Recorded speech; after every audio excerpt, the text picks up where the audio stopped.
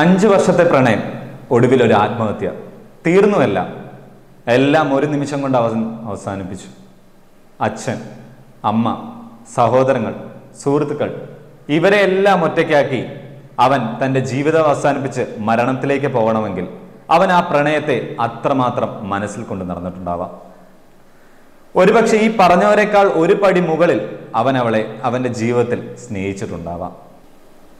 വെറും 23 വയസ്സ് മാത്രം പ്രായം. അവൻ്റെ ജീവിതം തുടങ്ങിയിട്ടേ ഉണ്ടായിരുന്നുള്ളൂ.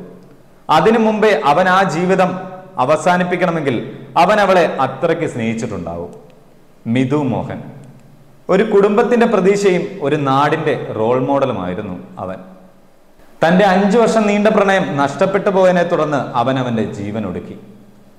നഷ്ടപ്പെട്ടു പോയത് ആർക്ക്? അവനും അവനെ സ്നേഹിക്കുന്നവർക്കും മാത്രം. അവൾക്കെന്ത് നഷ്ടപ്പെട്ടു? ഒന്നും നഷ്ടപ്പെട്ടിട്ടില്ല. നഷ്ടപ്പെടാനായി അവൾ അവനെ സ്നേഹിച്ചിരുന്നു. ഈ കഴിഞ്ഞ 5 വർഷം അവനെ അവൾ സ്നേഹിക്കുകയായിരുന്നു. അങ്ങനെ ഒരു നിമിഷമെങ്കിലും അവൾ അവനെ സ്നേഹിച്ചിരുന്നെങ്കിൽ ഇപ്പോൾ ഈ ലോകത്ത് അവൻ ഉണ്ടായിരുന്നേനെ. അവൻ അവളില്ലാതെ ജീവിക്കാൻ പറ്റില്ല എന്ന് പറഞ്ഞപ്പോൾ അവൾ പറഞ്ഞൊരു വാക്കുണ്ട്, ജീവിക്കാൻ പറ്റില്ലെങ്കിൽ പോയി ചത്തൂടെ എന്ന്. അവൻ ആ ഒരു വാക്കിന്റെ പേരിൽ തൻ്റെ ജീവിതം അവസാനിപ്പിക്കണമെങ്കിൽ അവൻ അവൻ്റെ ജീവനേക്കാളേറെ നിന്നെ സ്നേഹിച്ചിരുന്നിട്ടുണ്ടാവാം. അത് മനസ്സിലാക്കാൻ നിനക്ക് സാധിച്ചില്ലല്ലോ. ഒരുപാട് സ്വപ്നങ്ങളും ഒരുപാട് പ്രതീക്ഷകളും ബാക്കിയാക്കിയാണ് അവൻ പോയത്. മിഥു മോഹൻ നെയ്യാറ്റിങ്കര സ്വദേശിയാണ് മിഥു മോഹൻ. ബാൾ ബാഡ്മിന്റണിലും ആർച്ചറിയിലുമൊക്കെ മികവ് തെളിയിച്ച നല്ല മിടുക്കനായ ചെറുപ്പക്കാരൻ. നാഷണൽ പ്ലെയർ കൂടിയായിരുന്നു അവൻ. ഒരുപക്ഷെ നാളെ ഇന്ത്യയുടെ അഭിമാനമായി തീരേണ്ടിയിരുന്നവൻ. തൻ്റെ നാട്ടിൽ കുട്ടികളെ പരിശീലിപ്പിക്കാനും സ്പോർട്സ് മേഖലയിൽ പങ്കെടുപ്പിക്കാനും മുന്നിൽ നിന്ന് പരിശ്രമിച്ചവൻ.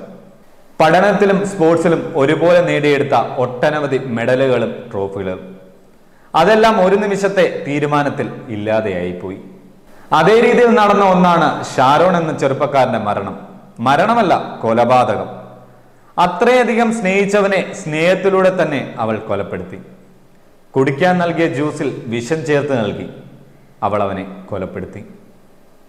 ഒരുപക്ഷെ അവളെ അത്രയധികം വിശ്വസിച്ചും സ്നേഹിച്ചതും കൊണ്ടാവാം അവൻ അവിടെ പരാജയപ്പെട്ടു പോയത്.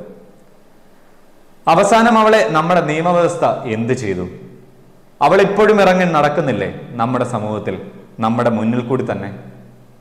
ഇത് മറിച്ചായിരുന്നെങ്കിൽ അതിൻ്റെ ഗതി ആലോചിച്ച് നോക്കിയിട്ടുണ്ടോ? അതിനെക്കുറിച്ച് ഞാനിവിടെ പറയുന്നില്ല. ഒന്നോർത്താൽ ഷാരോണിന്റെ കൊലപാതകവും ഇപ്പോൾ സംഭവിച്ചതും ഒരുപോലെ തന്നെയല്ലേ? മിഥു മോഹൻ എന്ന ചെറുപ്പക്കാരനെ കൊല്ലുക തന്നെയല്ലേ അവൾ ചെയ്തത്? പ്രണയം നടിച്ച് മറ്റുള്ളവരെ വഞ്ചിക്കാനാണേൽ നീയൊക്കെ എന്തിനാ പ്രണയിക്കുന്നേ? അങ്ങനെ സ്നേഹിച്ചില്ലേൽ ഒരു ജീവനെങ്കിലും നഷ്ടപ്പെടാതെ ഇരിക്കില്ലേ?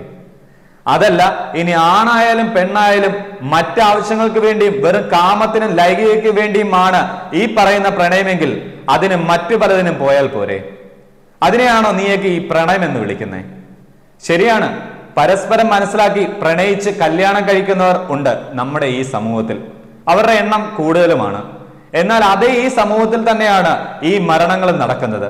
ഈ പ്രണയ മരണങ്ങൾ, ഈ പ്രണയ മരണങ്ങൾ എന്നല്ല, പ്രണയ കൊലപാതകങ്ങൾ തന്നെ എന്ന് വേണേ അതിനെ വിളിക്കാം. ഇന്നലെ ഒരു ഷാരോൺ, ഇന്നൊരു മിഥു മോഹൻ, നാളെ ആര് എന്ന ചോദ്യത്തിന് ഉത്തരമുണ്ടോ നിനക്കൊക്കെ? അവന്റെ അച്ഛനെയും അമ്മയുടെയും വാക്കുകളിലുണ്ട് അവന്റെ നിസ്സഹായാവസ്ഥ. അവളുടെ വീട്ടിൽ പോയി അവൻ കാല് പിടിച്ച് കരഞ്ഞ് അവനെ വിട്ടുപോകരുത് എന്ന് പറഞ്ഞിട്ട് പോലും അവൾ അവനോടൊന്ന് സംസാരിക്കാൻ പോലും തയ്യാറായില്ല. സ്വന്തം അമ്മയുടെ മുന്നിൽ വെച്ച് അവൻ സ്നേഹിച്ച പെണ്ണിന്റെ കാല് പിടിച്ച് അവൻ കരയുക വരെ ചെയ്തു. അങ്ങനെ ഒരുപക്ഷെ അവൻ ചെയ്യണമെങ്കിൽ അവൻ അവളെ അത്രയധികം ഇഷ്ടപ്പെട്ടു പോയതുകൊണ്ടാവാം. ഒരുപക്ഷെ നഷ്ടപ്പെടുത്തി കളയാൻ അവൻ ആഗ്രഹിച്ചു കാണില്ല. അതുകൊണ്ടാവാം അവളുടെ കാൽക്കൽ വീണ് അവൻ അപേക്ഷിച്ചത്, തന്റെ പ്രണയത്തിന് വേണ്ടി, തന്റെ കൂടെ വരാൻ, തന്റെ കൂടെ നിൽക്കുവാൻ വേണ്ടി. അവന്റെ കയ്യിലുള്ള പൈസയും ഫോണും ഉൾപ്പെടെ ഇവൾ വാങ്ങിച്ചിരുന്നു. ആ സമയത്തൊക്കെ ഇവൾക്ക് അവനെ വേണമായിരുന്നു. പലപ്പോഴും അവൾക്ക് ആവശ്യമായ പൈസയും കോളേജിൽ അടയ്ക്കാൻ ഫീസും വരെ അവൻ നൽകി. എന്നിട്ട് അവനോട് കാണിച്ചത് നീ എന്താണ്?